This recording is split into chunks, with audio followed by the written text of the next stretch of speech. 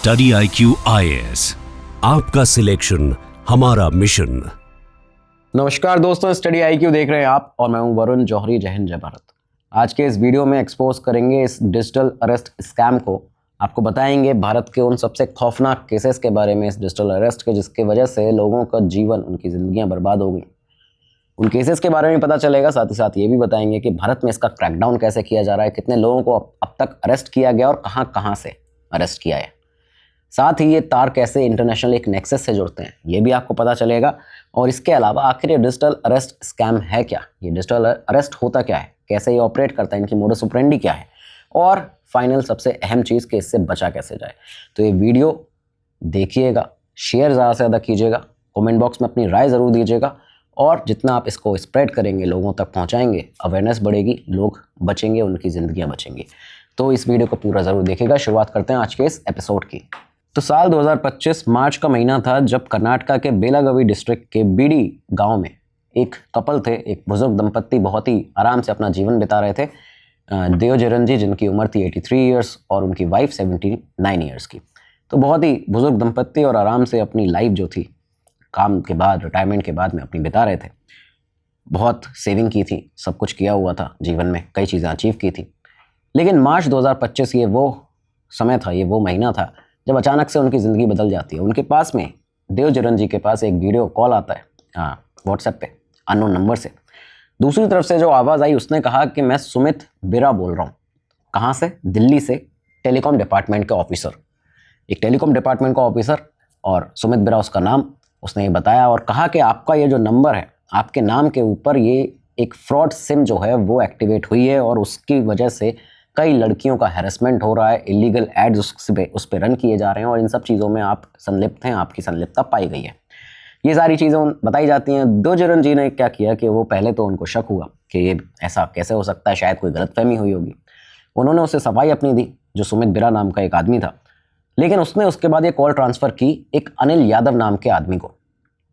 अनिल यादव ने यहाँ से बात करना शुरू किया और ये बताया कि वो मुंबई क्राइम ब्रांच का ऑफिसर है, यहीं से बात कर रहा है।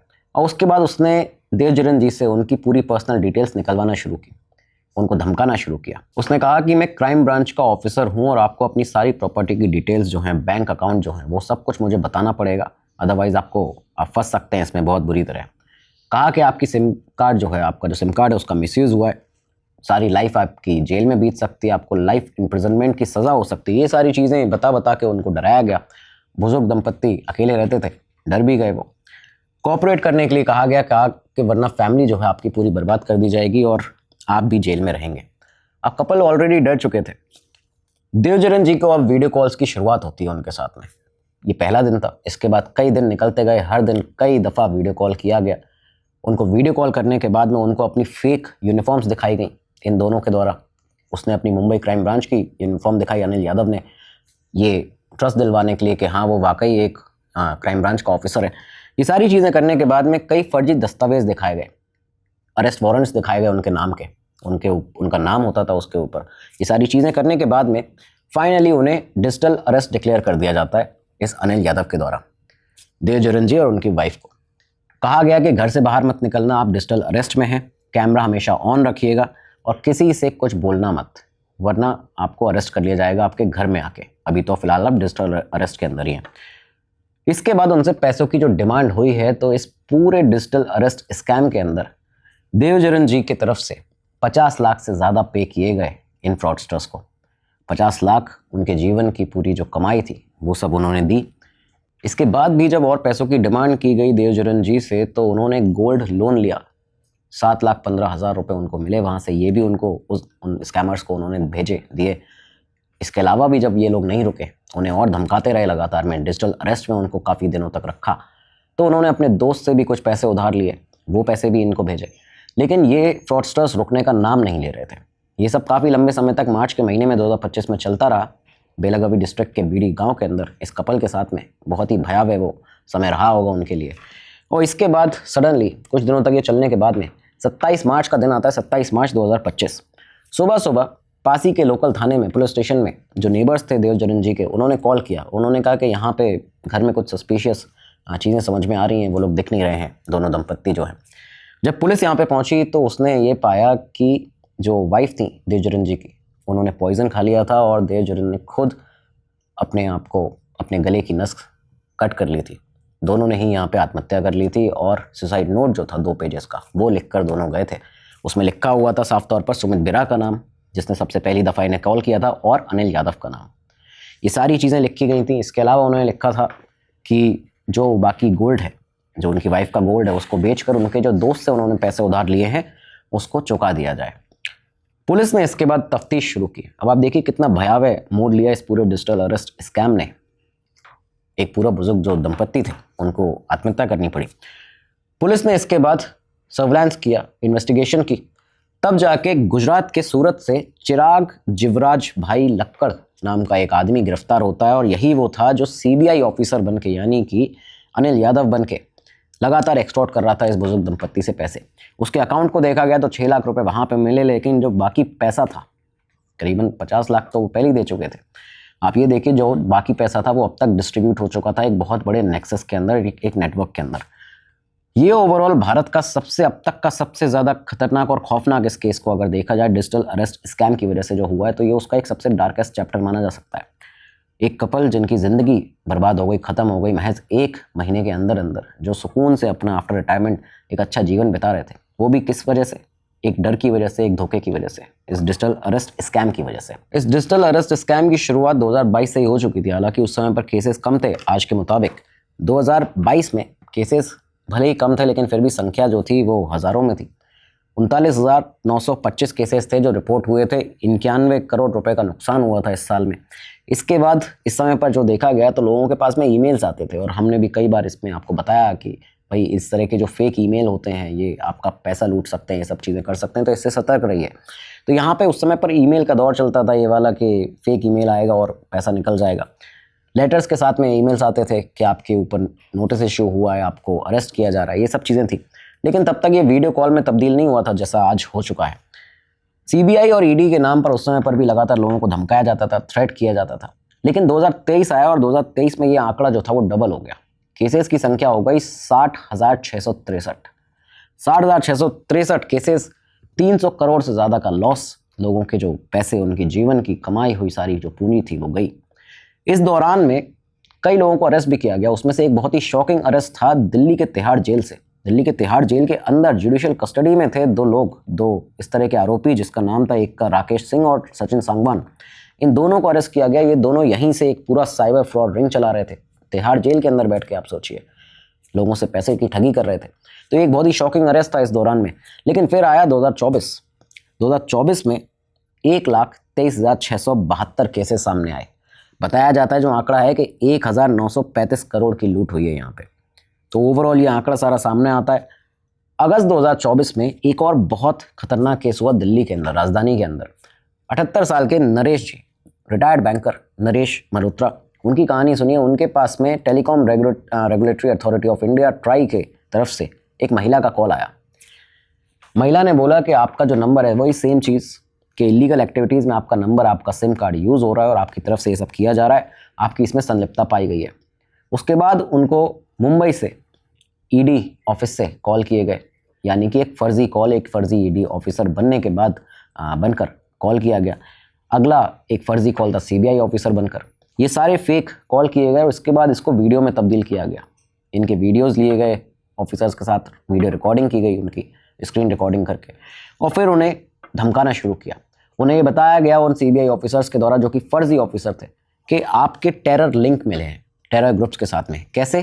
पुलवामा हमले में आपका नाम था, आपके वहाँ पे संलिप्तता पाई गई है आपके इस नंबर की, और इसकी वजह से आपको लाइफ इम्प्रिजनमेंट की सज़ा होगी, जेल में आपकी ज़िंदगी जो है वो पूरी बीतेगी। और इसके बाद में हर 2 घंटे के बाद उनके पास एक वीडियो कॉल आता था इसी तरह के इन फर्जी ऑफिसर्स के द्वारा, ईडी और सीबीआई के।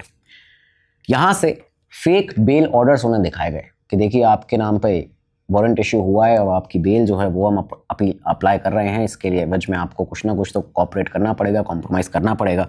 ये सारी चीज़ें बताई गई। उनको धमकी दी गई कि आपका पासपोर्ट सीज़ कर दिया जाएगा। और इसके बाद में नरेश जी मजबूर हुए अपने शेयर्स बेचने के लिए। वो शेयर्स जो उन्होंने अपने जीवन भर में जुटाए थे, उससे पैसे जो थे वो सेव किए थे।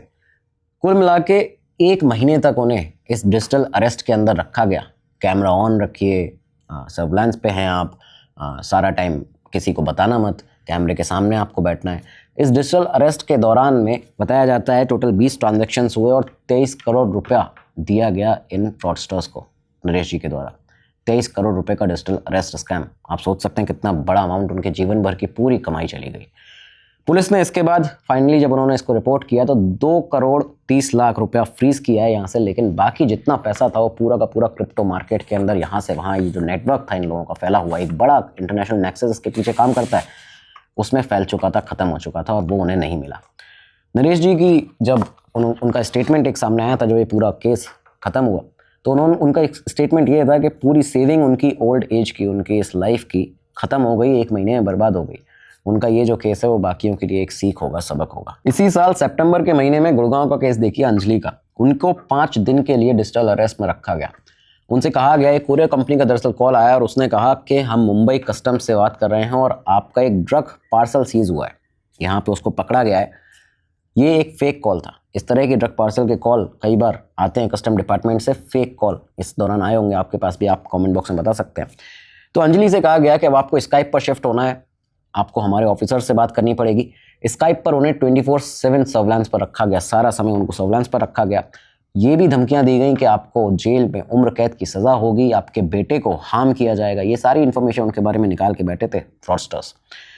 इसके बाद इस पूरे स्कैम में 5 दिन का डिजिटल अरेस्ट जो वो रही हैं, 2 करोड़ 80 लाख रुपए का ट्रांसफ़र पहली बार किया गया अंजलि के द्वारा इन फ्रॉडस्टर्स को। उसके बाद में अगले दिन 3 करोड़ रुपए। आप ये देखिए कि ये अब लाखों में नहीं रहा है संख्या जो है अमाउंट की, ये करोड़ों तक पहुंच गई है। कुल मिला के 5 करोड़ 85 लाख रुपया ट्रांसफ़र किया इन फ्रॉडस्टर्स को अंजलि ने। और इसके बाद में ये जो केस उन्होंने जब फाइनली देखा कि ये पूरा, क्योंकि ये लोग क्या करते हैं, गायब हो जाते हैं सडनली पूरा पैसा मिलने के बाद में। वो अपने बैंक के पास गई, उन्होंने वहाँ पे जाके उनसे पूछा कि इतना बड़ा अमाउंट आपने कैसे ट्रांसफ़र किया है। तो यहाँ पे उन्होंने बैंक पर भी सवाल उठाया और इस समय पर भी वो अपना लगातार अब कंज्यूमर कोर्ट में केस लड़ रही हैं। लेकिन ये पैसा जो है वो जा चुका है, ये सारी चीज़ें चल रही हैं लगातार। ऐसे केसेस जब भी सामने आए इस दौरान में, तो ये देखा गया कि कई दफ़ा सवाल उठे कि बैंक आखिर क्यों अलर्ट नहीं कर रहा है।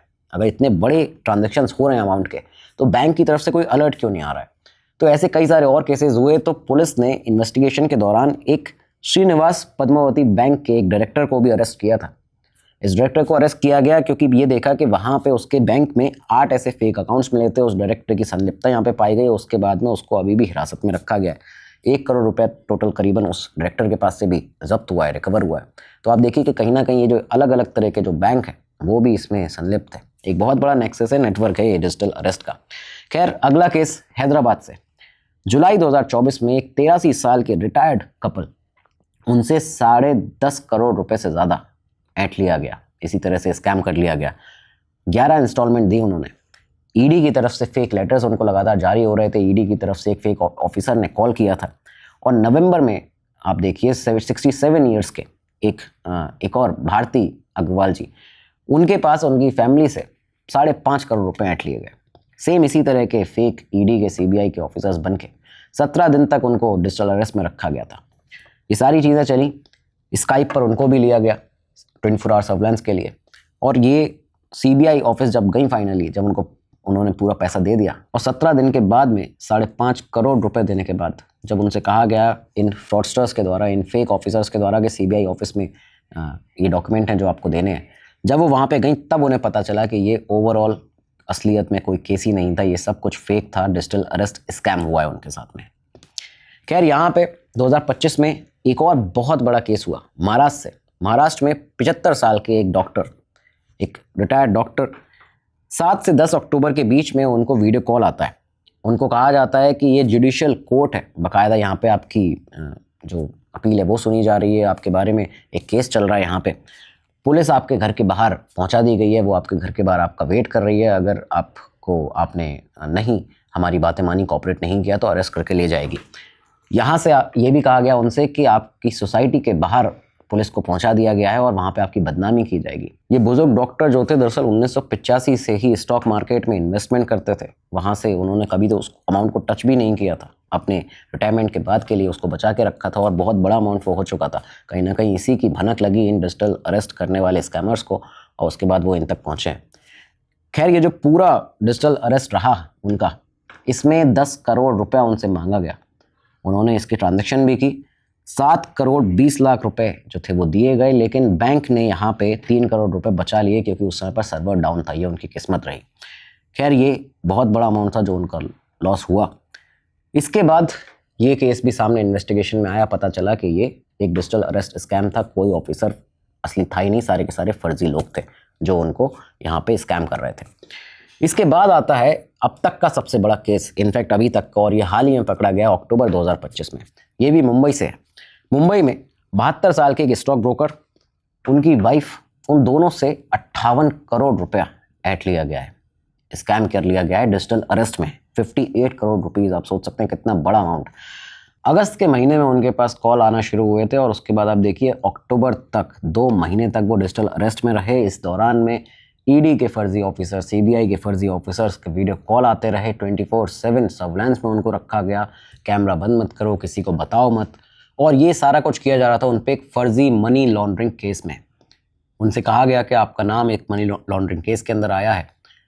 ये जब पूरा स्कैम खत्म हुआ है, उस 2 महीने के दौरान में 18 बैंक अकाउंट के ट्रांजैक्शंस हुए अलग अलग जगह से, और 18 बैंक अकाउंट्स में ट्रांजैक्शन हुए आरटीजीएस से, जिसमें हर एक अक्यूज को, हर एक आदमी को जो इसमें संलिप्त था इस पूरे स्कैम के अंदर, 25 लाख रुपया भेजा गया।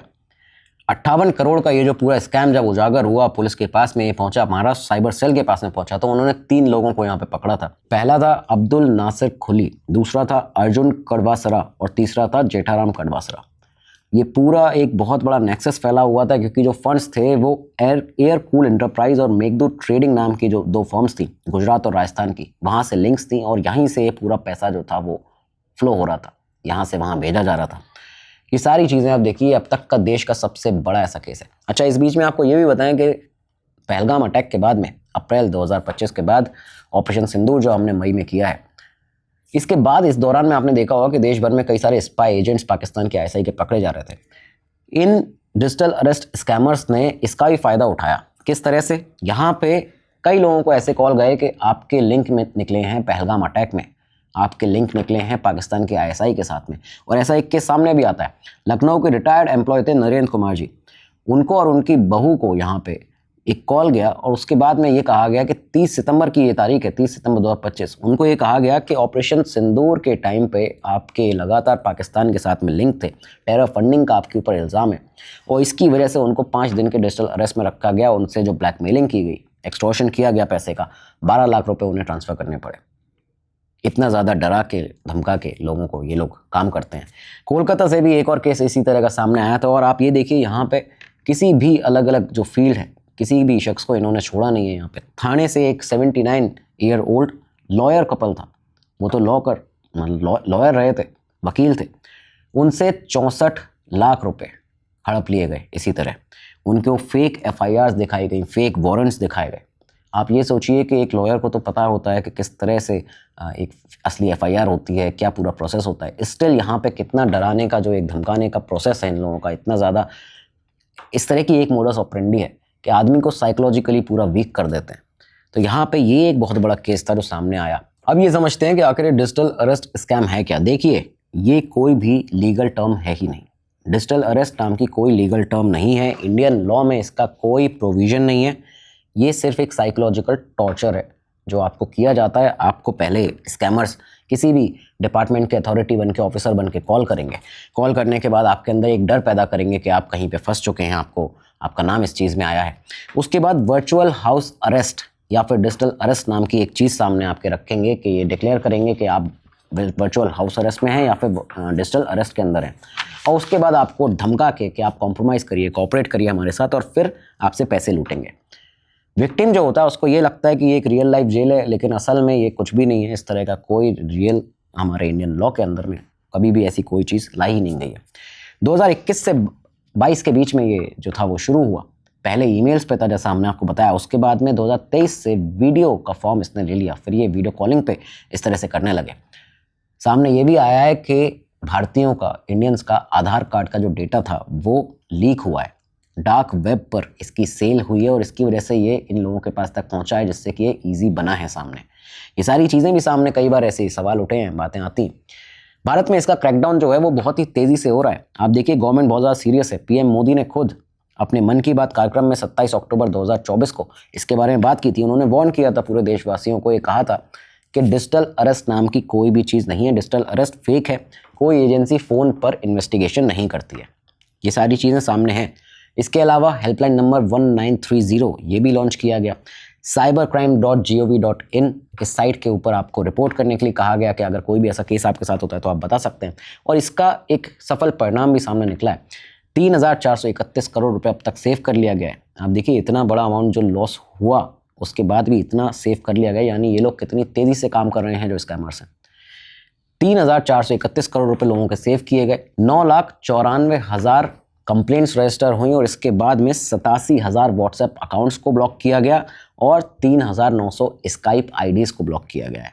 यही सब वो आईडीज़ थी। आप सोचिए 3,900 स्काइप आईडी, कितने लोग इसके पीछे स्कैमर्स लगे हैं, कितना बड़ा ये नेक्सस होगा, इसके बारे में आपको बताएंगे इंटरनेशनली कहाँ कहाँ तक फैला हुआ है। खैर सीबीआई ने यहाँ पे अपना ऑपरेशन चक्रव्यूह जो है वो लॉन्च किया हुआ है और हाल ही में देखा गया है कि 40 लोकेशंस पर 6 अलग अलग स्टेट्स के अंदर रेड की गई, 40 सस्पेक्ट्स को अरेस्ट किया गया।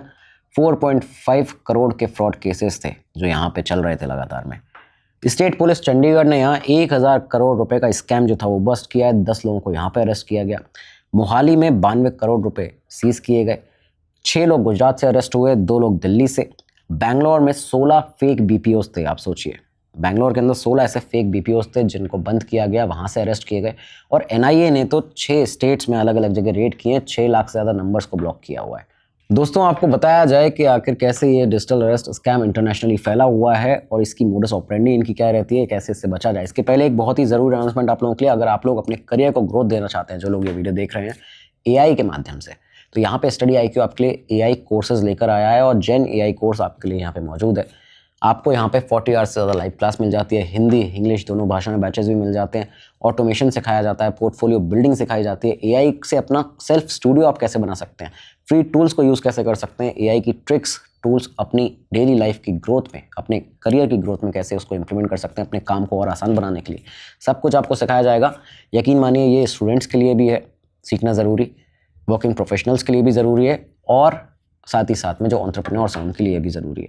तो इस जेन एआई कोर्स को आप परचेज़ कर लीजिए। कैसे करेंगे, इस वीडियो के नीचे डिस्क्रिप्शन बॉक्स में लिंक दिया गया है, क्लिक करिए, परचेज़ करिए। जो भी प्राइस आपको अभी स्क्रीन पर भी दिख रहा है इस पर भी बड़ा डिस्काउंट आपको मिल जाएगा। VJ Live कोड लगा के, आपका कोड है, इसको याद रखिएगा। VJ Live लगाते ही अपनी तैयारी को मजबूत आसान बनाएंगे, अपने करियर को एक बड़ी ग्रोथ देंगे। अब आगे बढ़ते हैं अपने एपिसोड में। अब ये जो डिजिटल अरेस्ट का नेक्सस है, पूरा इंटरनेशनल नेक्सस, इसको समझते हैं। देखिए ये सिर्फ भारत तक सीमित नहीं है। 46% ऑपरेशंस जो हैं वो साउथ ईस्ट एशिया से और ख़ासकर कंबोडिया, म्यांमार, लाओस और थाईलैंड से ऑपरेट हो रहे हैं। ये ऐसी रिपोर्ट सामने आती हैं और ये भी सामने आता है कि साइबर स्लेवरी का हब बन चुका है कंबोडिया।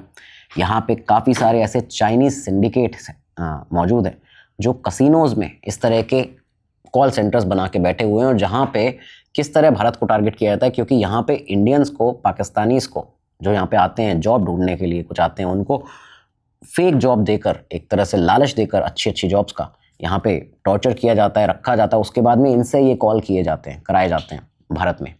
इस वजह से आपको जब भी इस तरह के कॉल्स आते हैं तो लगता है कि ये कहीं भारत से हो रहे हैं। भारत से भी काफ़ी सारे लोग इस तरह के पकड़े जा रहे हैं जो कर रहे हैं, लेकिन ये इंटरनेशनली बहुत बड़ा नेटवर्क है जो फैला हुआ है। तो यहाँ पे इंडियंस और पाकिस्तानीज़ को भी पकड़ कर रखा जाता है उन सेंटर्स में और वहाँ से फिर ये कॉल किए जा रहे हैं। इसका डेटा इस वजह से भी सामने आया क्योंकि 2025 में 138 सेंटर्स ऐसे कंबोडिया में वहाँ पे रेड की गई। 3,000 से ज़्यादा अरेस्ट किए गए लोगों के, 3,000 से ज़्यादा लोग सोचिए पकड़े गए, यानी कितना बड़ा नेटवर्क है दुनिया भर का ये। 105 उसमें इंडियंस भी थे, ये भी सामने आया। पाकिस्तानीज़ भी इन्वॉल्व हैं, सारी चीज़ें सामने आती हैं। ये लोग क्या करते हैं कि जो सिम बॉक्सेस होते हैं उनका यूज़ करते हैं। ये सिम बॉक्सेस VoIP जो है उससे लोकल कॉल्स में उनको कन्वर्ट किया जाता है इनके द्वारा, जिससे कि आपको लगता है कि जो नंबर है ये भारत का ही कोई नंबर है, वहीं से कॉल आ रहा है, जबकि ये हो रहा होता है बाहर से, कंबोडिया से या कहीं इस तरह के साउथ ईस्ट एशियन कंट्री से। यहाँ पे उन सिम बॉक्सेस की वजह से ये पर डे लाखों IVR कॉल्स कर सकते हैं। तो ये सारी चीज़ें कराई जा रही हैं वहाँ पे इंडियंस को, जो लालच की वजह से जाते हैं नौकरी की, तो उसकी वजह से उनको टारगेट किया जाता है, वहाँ पे उनसे एक सब काम कराए जा रहे हैं। आप देखिए इंडियन एम्बेसी ऑफ कंबोडिया जो है उन्होंने भी एक एडवाइजरी जारी की थी और ख़ास तौर पर ये कहा था वहाँ पे कि टूरिस्ट वीज़ा पे जॉब मत ढूंढो। इसकी वजह से काफ़ी लोग फंसे जा रहे हैं, यहाँ पे फंसाए जा रहे हैं और उनसे ये सब काम कराया जाता है। खैर आप इसकी मोडस ऑपरेंडी समझिए। पहला स्टेप होता है इन लोगों का, ये आपसे इनिशियल कांटेक्ट बनाते हैं। किस तरह से?